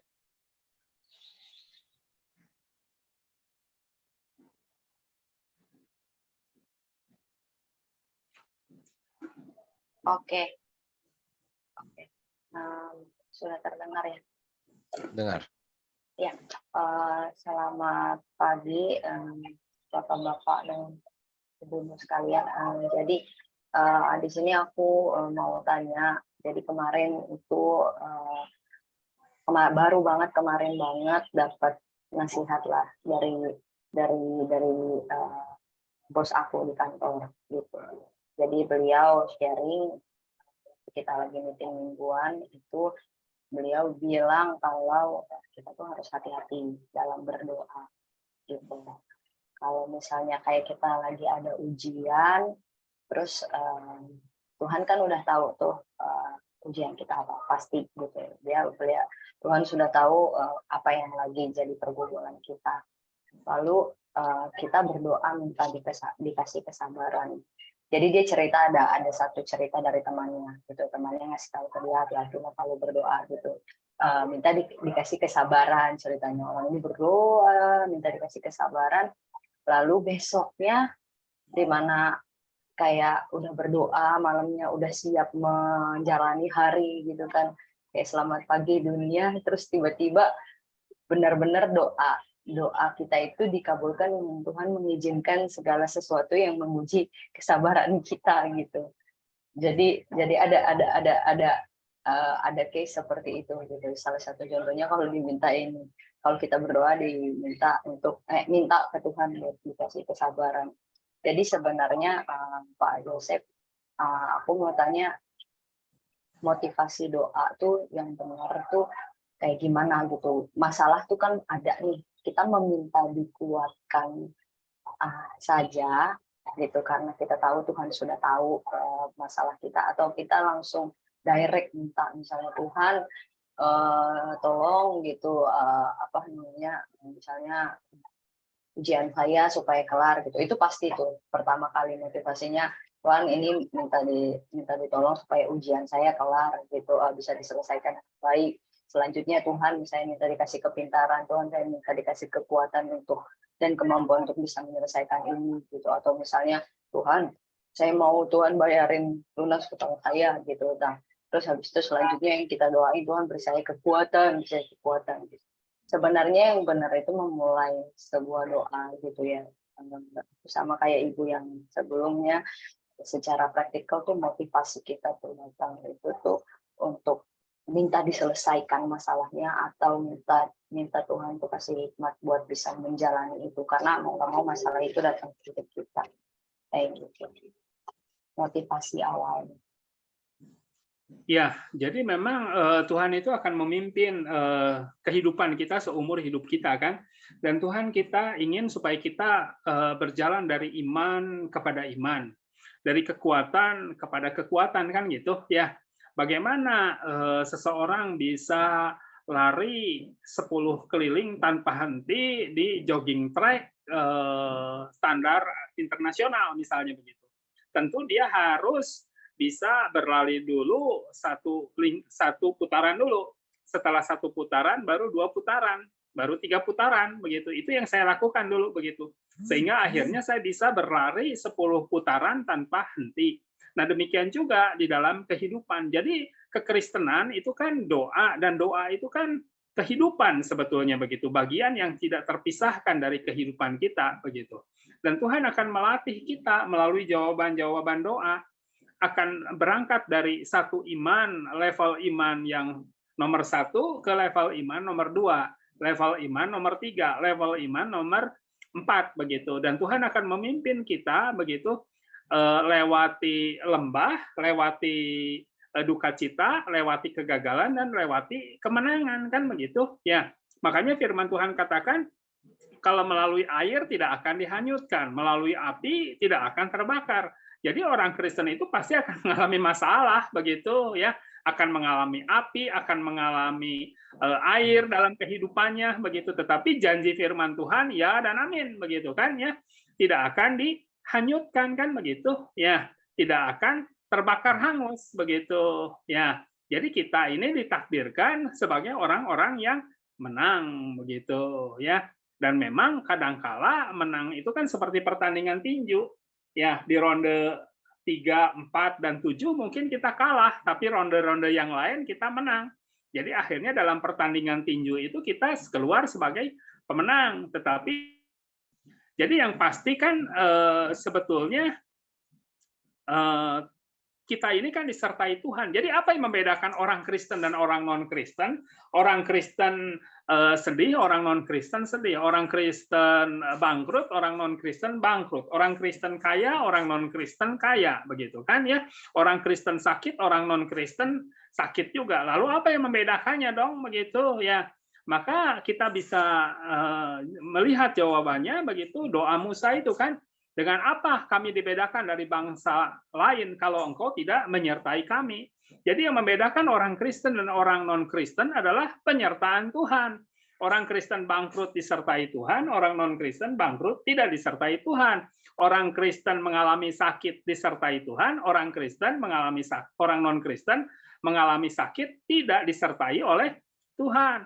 Orang Kristen nganggur, dipecat dari kerjaan disertai Tuhan, orang dunia dipecat dari pekerjaan tidak disertai Tuhan kan gitu jawabannya begitu. Jadi berikan kekuatan kita berdoa kepada Tuhan supaya iman kita semakin kuat, kita berjalan dari kemenangan kepada kemenangan begitu. Mungkin kita kalah begitu, tapi kan tangan Tuhan yang menopang kita begitu. Jadi cara berdoanya ya harus kita temukan janji firman Tuhan.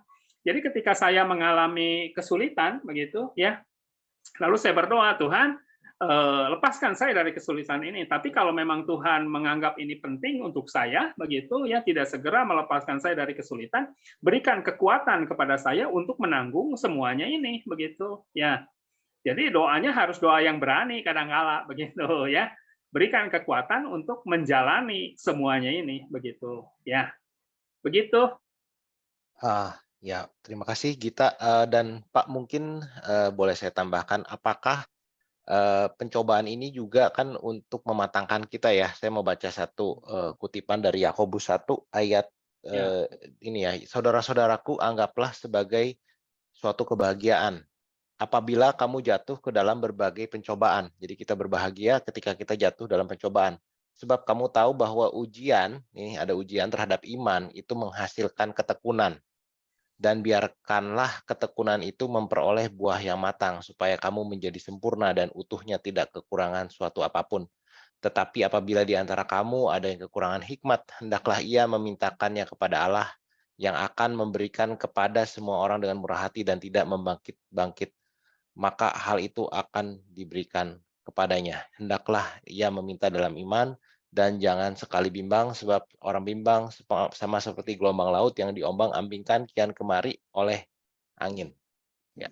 Gimana Pak responnya? Apakah itu, kan Alkitab mengatakan bahwa kalau kita dalam ujian yang Bapak bilang tadi, kalau Tuhan nggak menghendaki, berikanlah saya kekuatan walaupun lebih lama, Pak. Iya, betul. Jadi memang kadangkala kan kita tidak tahu proses Tuhan untuk kita, begitu kan ya. Jadi saya lihat memang anak-anak Tuhan itu cepat atau lambat akan dibawa ke lembah Kidron, begitu ya. Jadi kehidupan kekristenan itu kan mulai di Gunung Moria, begitu kan ya. Lalu tiba-tiba harus turun ke lembah Kidron, begitu. Dan di lembah Kidron itu kadang-kadang suka jatuh korban, begitu. Tapi bagi orang yang keluar dari lembah Kidron itu, dia akan naik ke Gunung Sion, kan begitu? Ya, oke. Dan orang yang naik ke Gunung Sion itu kan tujuannya kepada Tuhan Yesus, kepada Sang Raja itu kan. Maka mereka akan berjalan makin lama makin kuat, hendak menghadap Allah di Sion, begitu.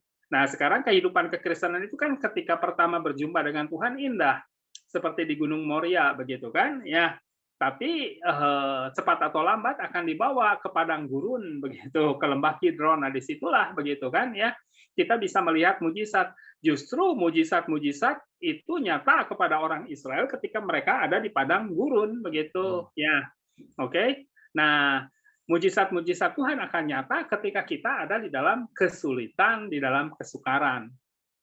Percayalah akan hal itu, saya sudah mengalami masalahnya, begitu kan ya. Jadi saya banyak mengalami pewahyuan itu ketika ada di dalam lembah kesukaran, begitu, lembah kekelaman, begitu. Kadang-kala kan orang itu melihat saya ngajar, begitu kan ya, aduh kayaknya enak, gampang, begitu. Nggak tahu begitu bahwa saya memang sudah mengalami semuanya itu, begitu Koyan, begitu. Dan kadang-kadang sedih juga begitu ketika saya harus berkhotbah tentang kemenangan, begitu. Saya di perjalanan suka nangis, begitu. Bukan nangis gimana-gimana. Saya kadang-kadang komplain kepada Tuhan, saya harus membagikan soal kemenangan dan saya tahu bahwa orang yang mendengarkannya pasti akan diberkati. Saya yakin akan hal itu. Tapi kok harga yang harus saya bayar tuh mahal sekali ya Tuhan, begitu ya. Mengalami lembah air mata, mengalami kesulitan, kekecewaan, begitu ya. Tapi ya itulah harga yang harus dibayar oleh seorang hamba Tuhan. Jangan-jangan kalau kita dibawa ke dalam lembah, kita keluar dengan pengurapan itu, begitu Koyan, begitu ya, oke. Dan ketika kita misalnya menang menghadapi sakit penyakit, begitu, maka ada urapan kesembuhan atas kita. Dan ketika kita membagikan tentang kesembuhan, maka orang pasti akan diberkati. Ketika kita melewati lembah sakit hati, begitu, dan kita menang, maka ketika kita keluar ada pengurapan itu, begitu, sehingga ketika kita bicara soal pengampunan, orang yang mendengarnya akan diberkati dan akan mendapatkan iman, begitu. Jadi sebetulnya kenapa kita harus mengalami lembah supaya kita bisa keluar sebagai pemenang, dan kemenangan itu kan jarahan, begitu kan ya, dipergunakan untuk membangun bait suci, kan, membangun gereja Tuhan. Jadi orang-orang yang mengalami lembah, jangan-jangan Tuhan akan pakai dia secara luar biasa untuk membangun tubuh Kristus. Begitu kok ya. Ya, makasih Pak, jawaban luar biasa. Yang berikutnya, ini penanya terakhir ya, udah jam 11, Semi Ndolu. Silakan MC3 Semi Indolu di unmute, silakan bertanya. Ya, terima kasih. Shalom Pak Yosef. Ya, Saya shalom. dari Kupang. Sangat menarik ini pokok bahasan hari ini. Per definisi tadi Pak Yosef sudah sampaikan. Saya memahaminya bahwa berarti doa itu ada yang sifatnya naratif, perkataan, itu sesuatu yang disampaikan kepada Tuhan. Tetapi kalau berkaca pada definisi yang disampaikan oleh Mother Teresa yang tadi Pak Yosef sampaikan, doa itu adalah mengasihi, artinya sifatnya mengarah pada sebuah implementasi perbuatan dan tanpa harus melalui kata-kata. Nah, kalau begitu, kira-kira apa yang harusnya baiknya kita lakukan? Apakah pada momen tertentu kita tidak harus melalui sebuah kata-kata doa, tetapi kita cukup melakukan sebuah perbuatan kasih, dan itu semua kebutuhan kita akan dengan sendirinya dipenuhi oleh Tuhan tanpa harus kita memintanya melalui kata-kata. Menurut Pak Yosef gimana? Jadi sebetulnya kan Tuhan tahu kebutuhan kita, begitu. Tuhan tahu hati kita yang paling dalam, begitu kan Pak Semi ya. Jadi kalau orang sudah mengasihi, sama seperti misalnya saya tidak usah mengucapkan keinginan saya kepada istri saya istri saya sudah mengetahui pikiran saya, begitu. Demikian juga anak-anak saya tidak usah nanya kepada mereka kebutuhan mereka, begitu kan ya. Saya tahu apa yang menjadi kebutuhan mereka. Nah, itu kan kita harus masuk dalam hubungan yang seperti itu, Pak Semi, begitu ya. Jadi kan kehidupan kekristenan itu kan ada beberapa level. Level hamba, level sahabat, level kekasih kan gitu. Ya, oke? Ya. Aku tidak menyebut kamu hamba, tapi aku menyebut kamu sahabat, katanya begitu. Ya. Nah, kalau kita bicara soal sahabat itu kan Abraham tuh levelnya begitu, sahabat Allah, begitu, friend of God. Kan ya, tapi kalau kita bicara kekasih begitu kan ya, waduh itu kita harus bicara Kidung Agung begitu ya, itu bicara antara hubungan Kristus dengan jemaat kan begitu. Jadi sekarang kita ada di level mana? Level hamba, level sahabat, atau level kekasih begitu. Jadi kalau yang tadi Pak Semi katakan level kekasih begitu, sudah masuk level 3 di dalam doa, sudah masuk di rumahnya Tuhan begitu ya, urusan Tuhan menjadi urusan kita begitu, urusan kita ya jadi urusan Tuhan begitu ya. Pak Semi. Terima kasih Pak Yosef. Oke, terima kasih para peserta. Ini pertanyaan terakhir.